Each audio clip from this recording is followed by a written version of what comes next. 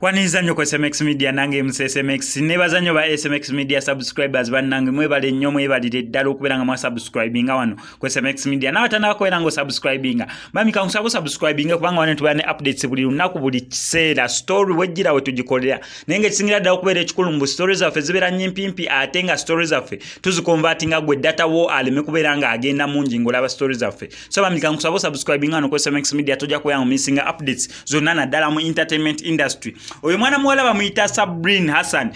Hassan yawangudde ye emmotoka gye mulaba ku screen. Lwakuba abantu abasinga mulaba abawala abayambadde mu nkola bwetyo ekibagira mu bwongo nti abo abawala babeera babi ti abo abawala tebali oba tebali updated oba tebali ku .com naye nga si we kibeera bannange abo abawala babeera balungi ate in most cases actually 99.999% abawala ababikidde oba abayambala mu ngeri yetu babeera balungi babeera beautiful ate nga n'ekirala abo abawala babeera well updated bannange just lwakuba ebyensi bagamba ebyensi katubiteeka tetujjagenda na byansi katusigale ku bya Mukama Katonda naye oyo mwana muwala yawangudde emmotoka eyo gy'olaba igwe gy'ogamba kankole kineeno omusajja ndaba oba nampe emmotoka oba kankole kineeno bagirewe bati oba kamene ba boyfriend 18 sobole okubeera nga nfuna emmotoka nedda ono ye mwana muwala bamuwadde ekirabo ky'emmotoka oluvannyuma lw'okuwangula national Quran competition zabadde mu ggwanga lya America nera nga mwana muwala Hassan eyasobodde okubeera nga awangula competition ezo nawanguliramu n'abalenzi ne bana abawala naye kwe kumuwa ekirabo eky'emmotoka eyo gye mulaba ajoga oba gye mulaba alimu kikoseza story eno kwe kubeera nti wano mu ggwanga erya Uganda tumanyi okugamba oba okugattira wamu ebintu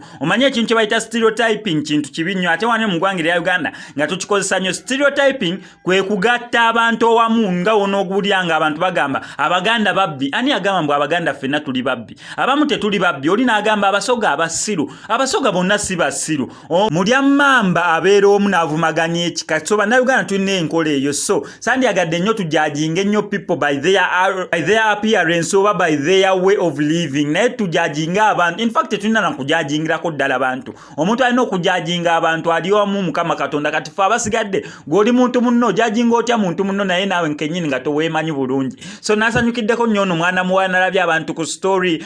ku social media platforms ez'enjawulo nga bali mu kubeera nga bamuyozayoza neva nanga wano ku SMX Media okubeera nga ngattira wamu eddoboozi ne ba SMX Media subscribers okubeera nga tuzaamu ono mwana muwala amaanyi olweyaga amakula ge yatuuseeko ag'okwewangulya emmotoka n'ebyajjiddeko ku mmotoka so Hassan fe wano ku SMX Media tugamba salamu alaikum naye tukwagaliza birungi byererwa alaba story yange omulundi ogusooka kankusaba mbe subscribing tojja kubeera nga omissinga updates naddala mu entertainment industry wano mu ggwanga erya Uganda.